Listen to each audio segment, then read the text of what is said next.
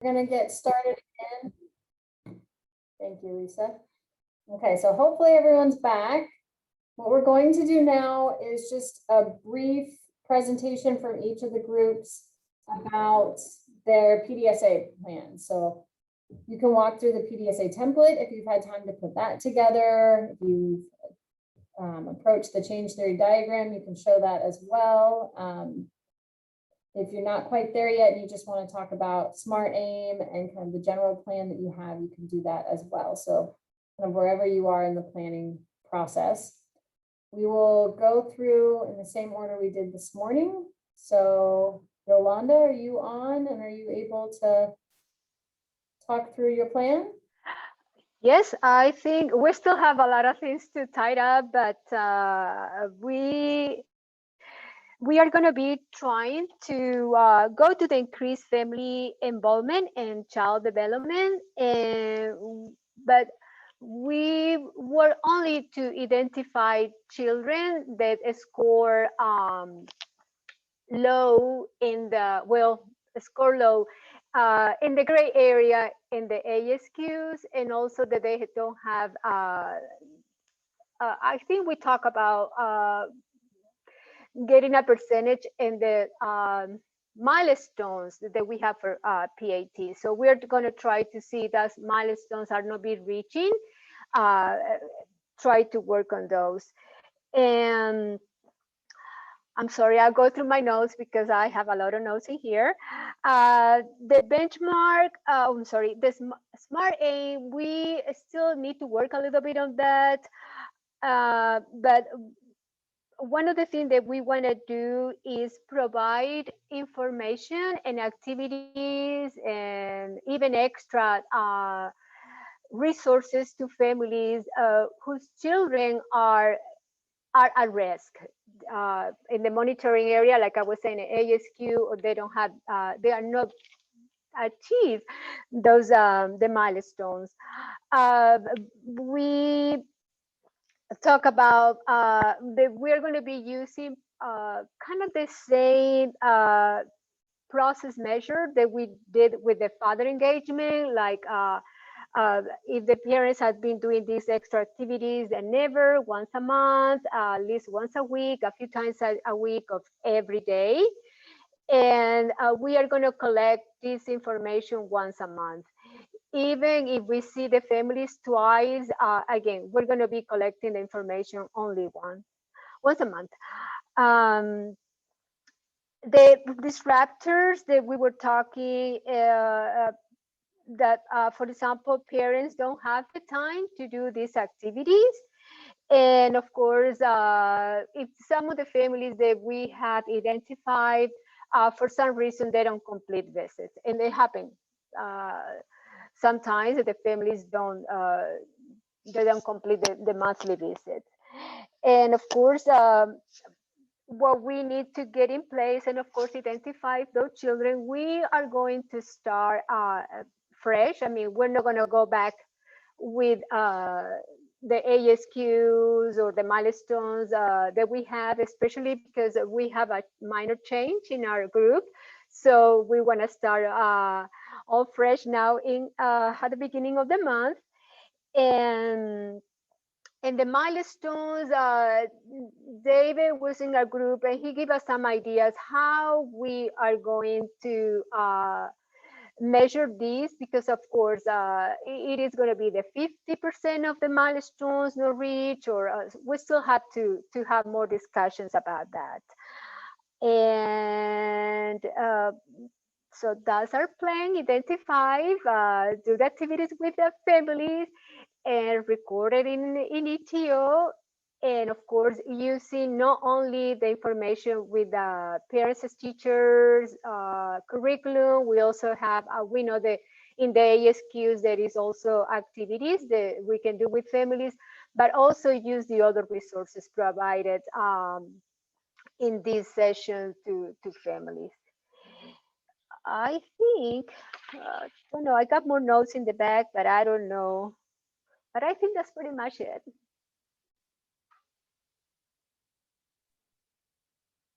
Okay, great. Any questions, thoughts, comments for Yolanda's group?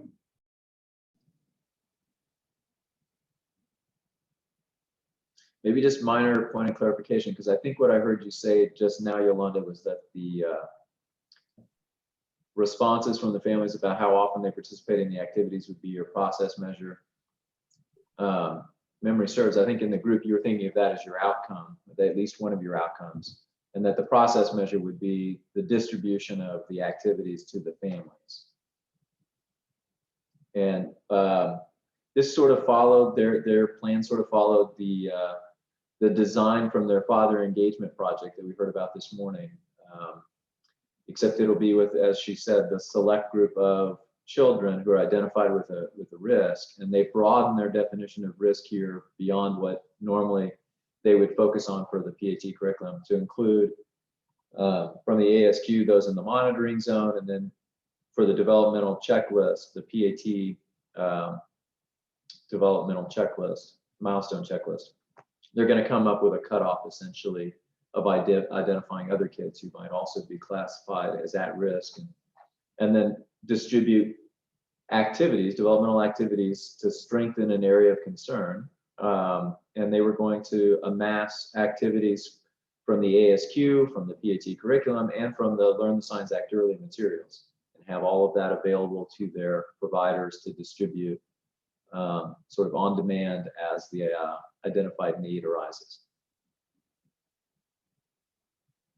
That sounds great. And Yolanda, I think there are other programs I was talking to during the breakout session who like that idea of tracking the activities and having those same kind of timeline markers. So I think there's going to be some continuity across the programs and looking at that as well. All right, sounds like a great plan. How about parent promise? How do we end up? I know there's a lot of debate throughout that. Shauna, are you available? Okay, so I think we figured it out. So we came up with a smart aim to increase 15% of caregivers. Wait, I worded this really, it's a rough draft. Increase 15% of caregivers increasing positive parenting practices. I'll probably word that better, but that's where we're at this moment. And so we chose to increase family involvement in child development, and our change idea is increasing the positive parenting practices. Our process measure will be providing handouts, books, and activities to increase these. We will be using the little handout thing that was on your slideshow about the positive parenting practices. And we're going to choose just a few of those and kind of gauge our families where they're at. And then just plan our visits around how we can increase, whether it be more meal times together, whether it be less TV time, tablet time, that kind of stuff. And then we came up with quite a few disruptors that could be a challenge. So one of them is just conflicting schedules within the family. If it's a 2-parent family and they work all different hours, it could be more difficult.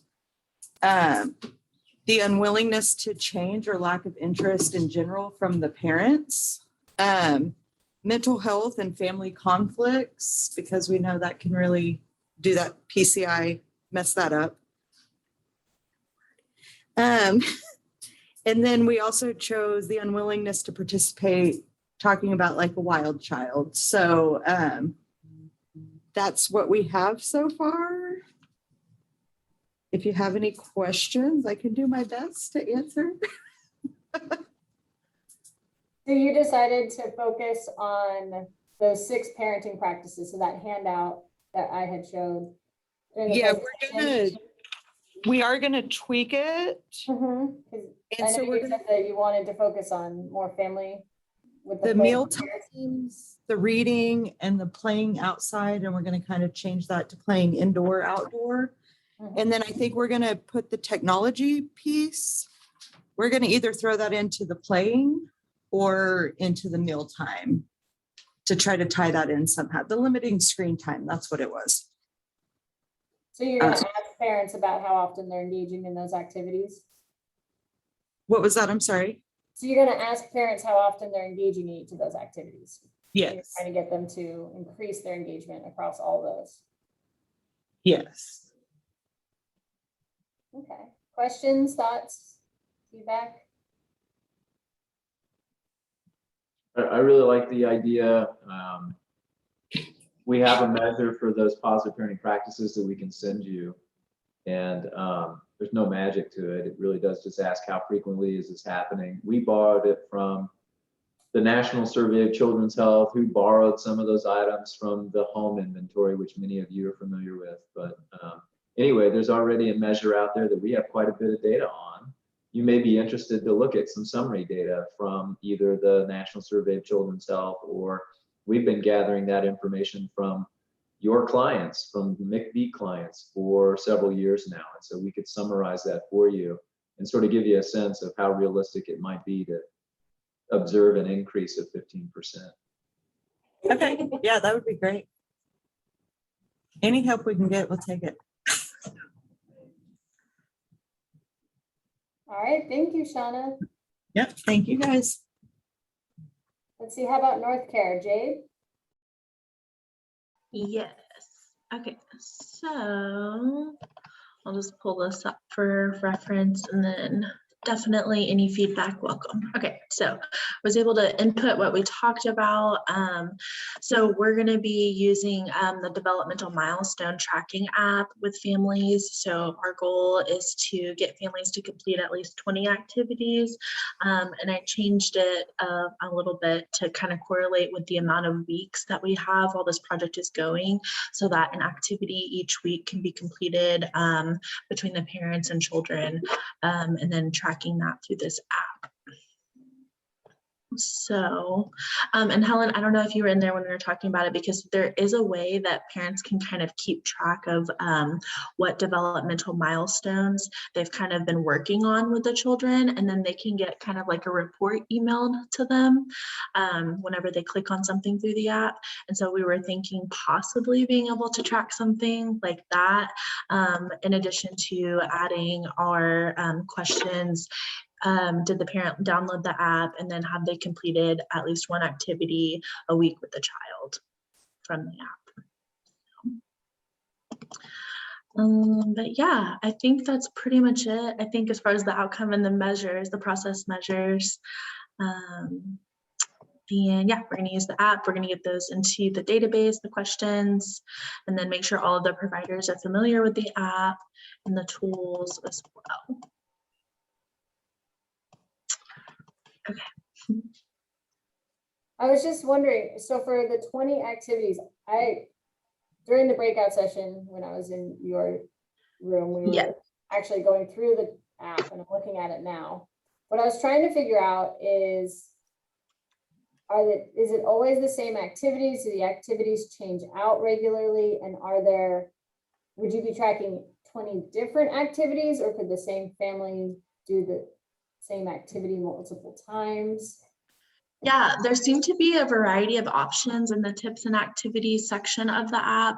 And we tested it with just 2 different ages. For like a 6-month-old and then a 5-year-old, there was about like 13 to 15 activities. And then we also had Seth remind us of the like supplemental handouts that the CDC has, and that training manual that has some activities as well from the app that we could hand out as like paper copies as extra reminders. But I guess they could do the same activity. Yeah, if maybe there was a certain point of like development that like we really wanted to work on with the family or the child, and then keep doing the same activity. Yeah, but that's what I was just talking to the team about, like changing that number, because I don't know if I should keep it to the number of weeks that are in this project, or like lower it to a different number to make it more measurable. Because like you said, there's only a certain amount of activities in the app. So I don't know.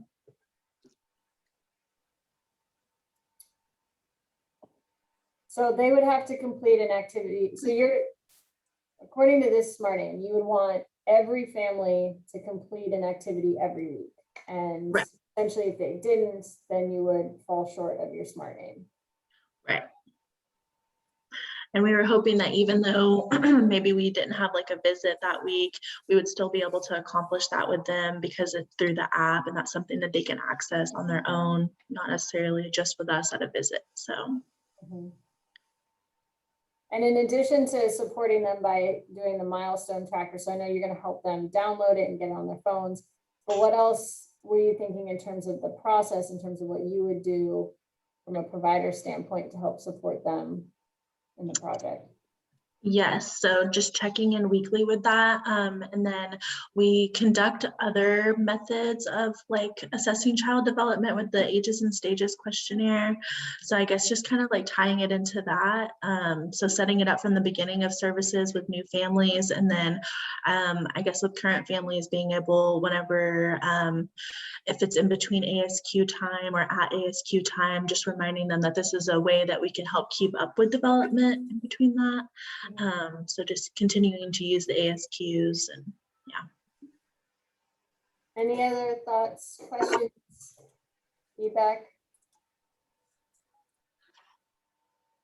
Well, it's under revision, Jade. So I'll just comment too on that 20 activities. That's a lofty goal.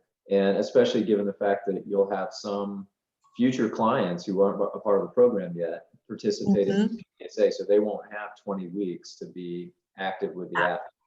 You may want to just restructure that so that it's an average per week or something to that effect. Okay. And I don't know what a realistic goal would be, but it's probably below 100%. So maybe 80% of the families engaging in an activity weekly, something to that effect. Mm-hmm. Okay, awesome. Well, thank you both so much for your help. Appreciate it. Absolutely. Yeah, and I mentioned this to another group who's also using the app. I'm really thrilled to hear that and anxious to see how things go. Yeah, we're really excited about it too. All right, thank you, Jade. It looks like, Amy, you are on it now. So look, we can see your slide if you want to get started.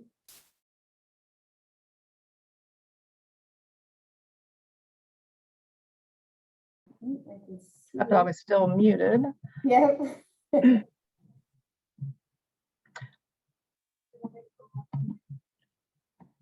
Okay. So our primary driver is increase family involvement in child development. Our secondary driver is the importance of role of the parents. And then our change idea is to use the Learn the Signs Act early materials along with the positive parenting practices to complete age-appropriate activities with the child. We'll be starting soon and we'll end in December. We want to encourage parents to engage in activities with their child that promote child development. Our first SMART aim, by December 2021, by providing the positive parenting practices along with the Learn the Signs Act early handouts, we will increase the average development promotion activity score by 10% across all families. And I heard Dr. Bard say that there's already a measurement tool with the positive parenting practices. But There is, Amy. It's a 6-item questionnaire, if you will. We've been treating it as a subscale for some of our MIECHV external evaluations. Happy to provide that to your group as well. It really is just a parenting practice, and then there's a response scale of how frequently, on average, per week do you do this. And then you can score it however you like. We have, by convention, and I'll give you some of the reasoning for this, we tend to contrast those positive parenting practices with adverse childhood experiences. A lot of you know that we've been looking at those as kind of competing influences on child developmental outcomes. So to fall in line with the way the adverse childhood experiences scales are often scored, we recoded those parenting practices into binary outcomes. So basically, you get a point or you don't for each one of them. And our cutoff, somewhat arbitrarily, was if you do this the majority of the week, 4 days or more, then we're gonna give you credit. So that parenting score is something that you could use if you like. By the developmental promotional activity score, are you referring to the core measure that Helen presented this morning? Well, no, I was referring to the score that we would get from using the positive parenting practice handout. And we had spoke to Helen, and she gave us the idea that each of the 6 categories, the parent's going to respond whether they never do it, they do it 1 or 2 days, 3 or 4 days, or they do it every day. So for example, you could get a score from 1 to 4, and then take the average of all 6 of those. Yeah, we've done a little bit of validity testing of our scoring system, but it's been very light. And so I would say all things on the table here for how you want to score those items.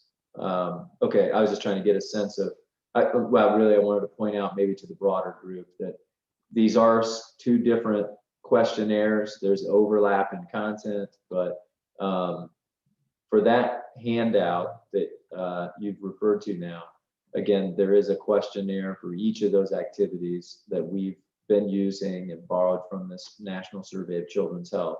So happy to give that to you, and I think it's a feasible instrument for these PDSAs because you can administer it, gather these responses really quickly. It's just 6 items.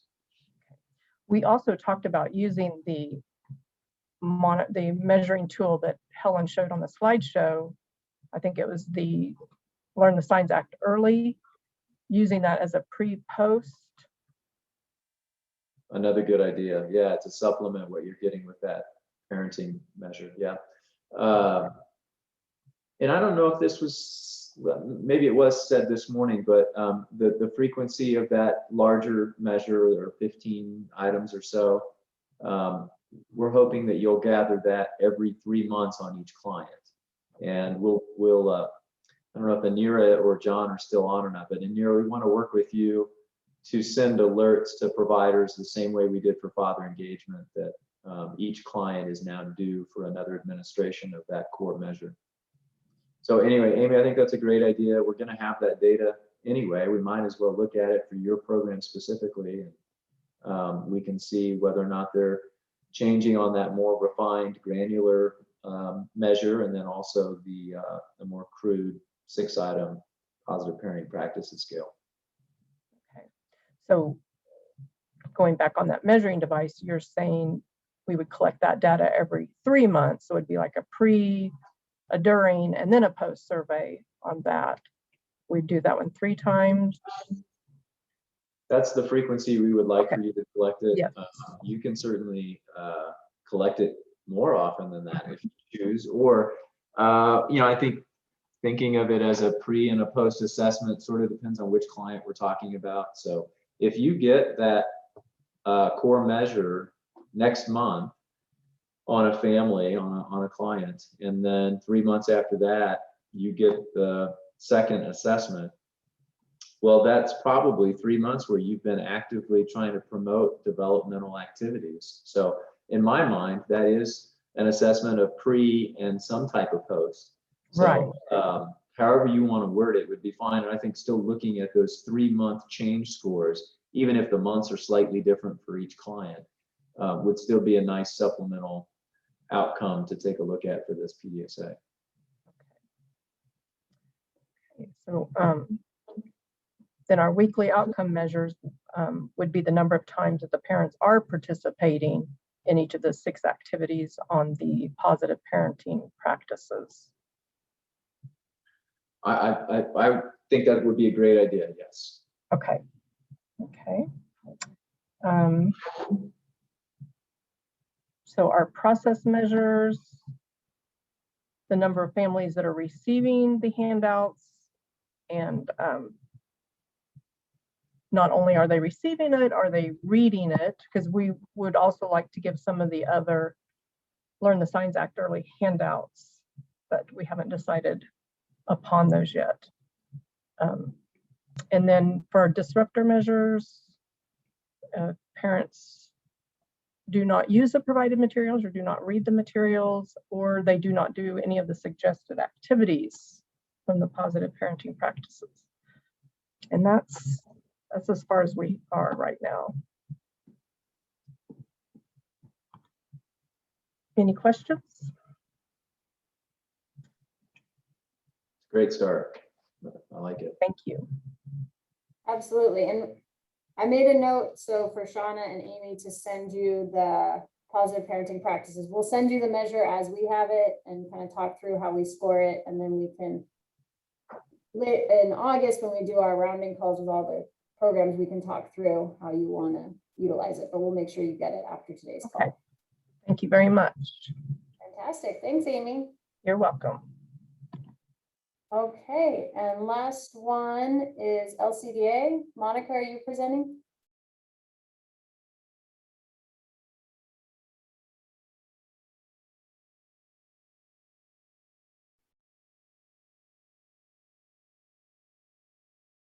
You're currently muted, Monica, so I don't know if you're trying to talk.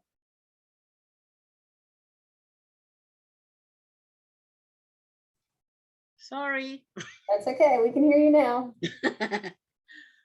We are trying to increase the family involvement in child development. And with the change theory will be utilized material to teach parents about child developmental milestones.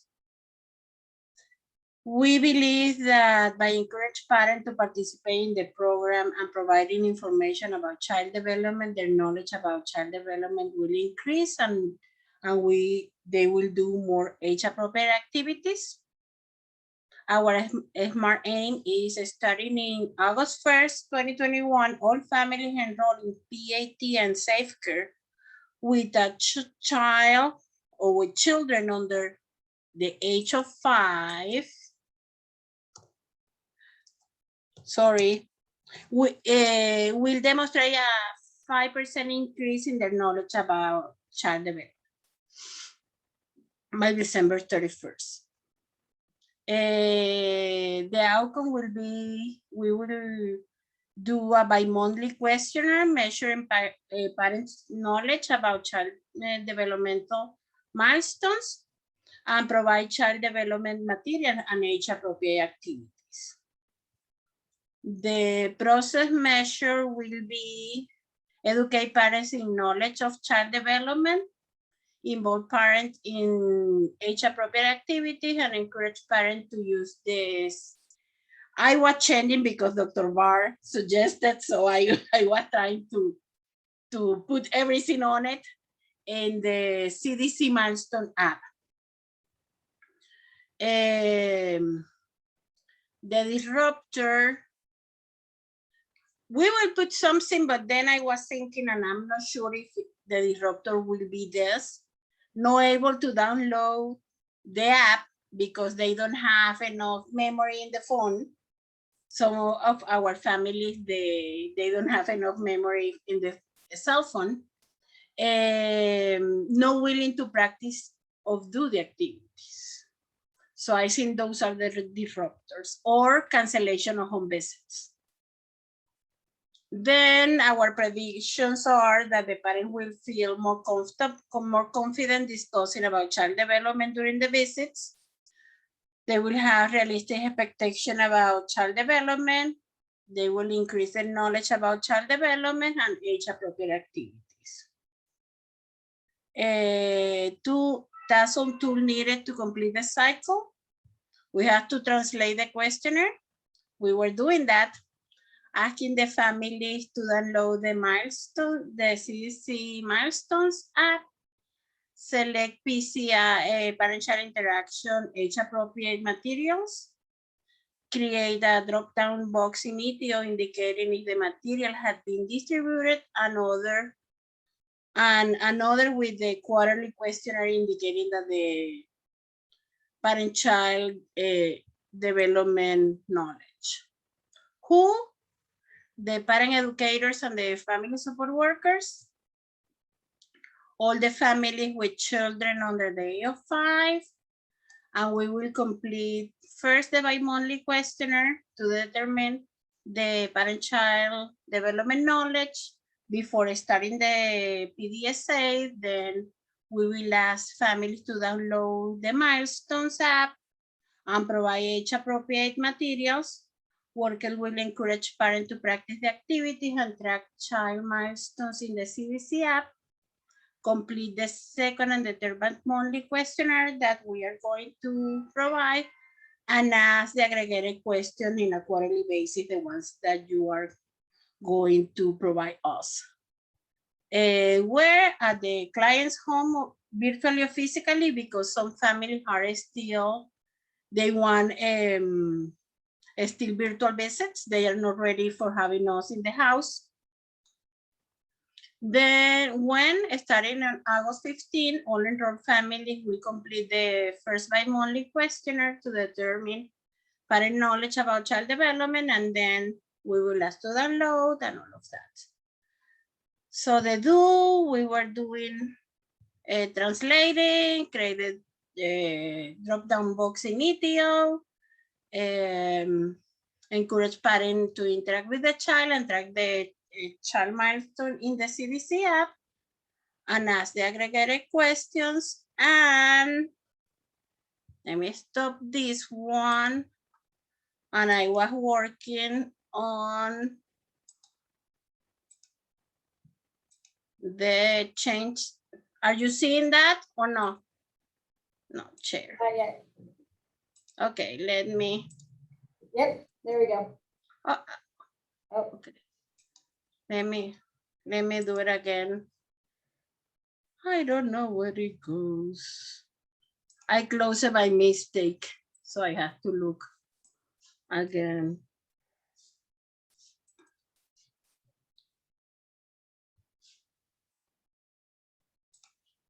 Okay.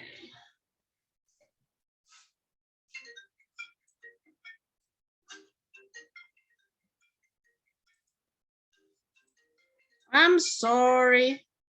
that's all right. Is that under somebody calling me? Yeah. Okay, now. Okay. First, completing the questionnaire, then help parents to download the Milestone CDC app.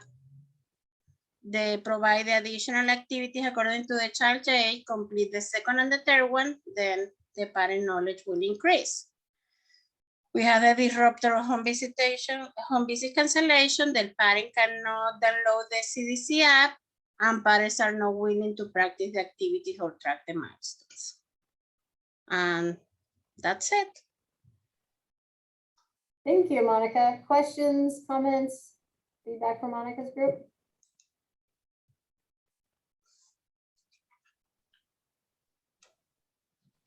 I don't have a question, just another comment that I'm really glad you guys are using the app. I mentioned that to you earlier, and also that you started your change theory diagram. I want to make a plug for those change theory diagrams. We would like to have those from all the groups. I know you've got a very short amount of time to develop these PDSAs. Without a doubt, the PDSA document is maybe the most important thing to accomplish today, because it's got the details of the recipe you're going to use to create change. But the advantage of having those change theory diagrams on file is when we go to promote this work with our funders and with other home visiting sites who want to replicate all the great things we're doing here in Oklahoma, it's a wonderful way to tell the story, a lot better than pulling up those PDSA documents. So I'm jumping ahead, I'm sure, in the agenda, Helen, forgive me. But as we leave today, what we'd love for you to do is polish up your PDSA document and then transcribe the important elements onto those change theory diagrams so that we have those on file as well.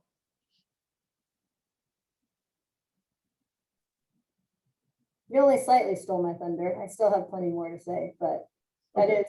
is that is the next step. So thank you, Monica, for that. All right, since we are through the presentations, I just want to wrap up with a couple of items. So like David mentioned, Our goal is that over the next couple of weeks, you'll finish the PDSA templates, you'll finish your change theory diagrams. Lisa will be emailing everyone to set up rounding calls in August. The plan is to meet with all of the different agencies. So I know sometimes we just split it up for a month, but this time, because it's the start of a new project, we'll meet with all the different programs.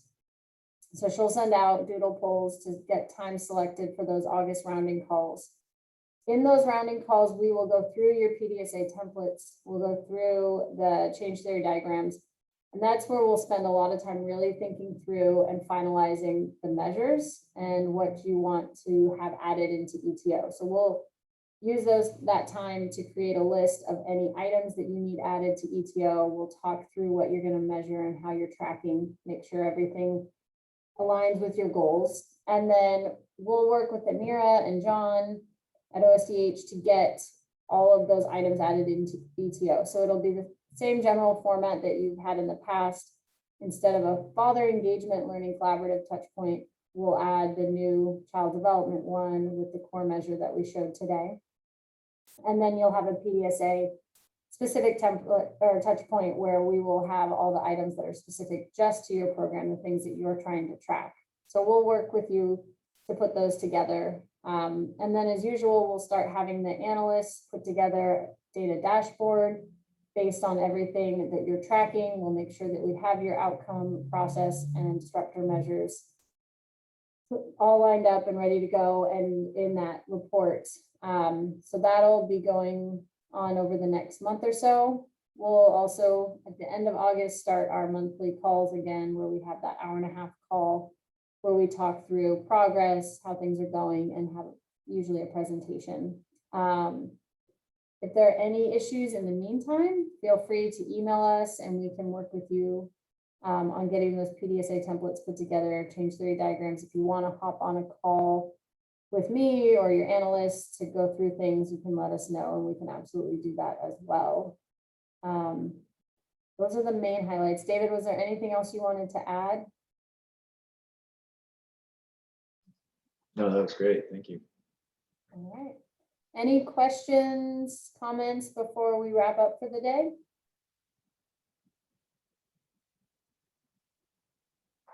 Great job, everyone. Sort of anticlimactic there to put the bow on father engagement, but we have to move on to the next topic. But I just, again, I want to applaud you for what was not an easy task, not an easy topic to tackle. You're one of the first home visiting programs in the nation, in the world, to ever have done this collectively as a group. And I'm just so pleased with the amount of progress that was made. And as I said before, to be able to do that in the midst of a pandemic is just remarkable. So I've already been sharing some of these stories with our colleagues elsewhere, and I'm happy to tell you that there are other groups who are going to pick this up now because of the success that you've had. So more on that as we go along. I know our focus is going to be child development, but I think we need to continue to celebrate the successes you've had in the past. And as you've adopted some of these practices and we're moving forward, I'll be sure to update you on other programs elsewhere who are hot on our heels attempting to replicate what you've done. And I'll also add, as you know, Lisa is recording the session. She's also going to record the session next week with Tulsa. Unfortunately, we can't fit you all into one day, but there are some great projects being done across the two counties, so we want to make sure that you're aware of those. So we will record and send out. So if you are interested in seeing the other projects and what's going on with the Tulsa programs, we'll send that as well. And then, as David, I think, alluded to earlier, we are working on some manuscripts, some publications related to the father engagement work that we've been doing. And we can share that as that work comes out. We'd love to share kind of at the collective level what we've learned and what we're doing with that information. So we'll share that as well. All right. Anything else? Well, thank you so much for sticking with us since 9 a.m. You all did a great job and we're super excited about getting started on child development. If you need anything in the meantime, let us know. Otherwise, we'll be on the lookout for those emails around doodle polls for the August rounding calls and the next Learning Collaborative call at the end of the month. So thank you very much and have a great rest of your day. Bye, everyone.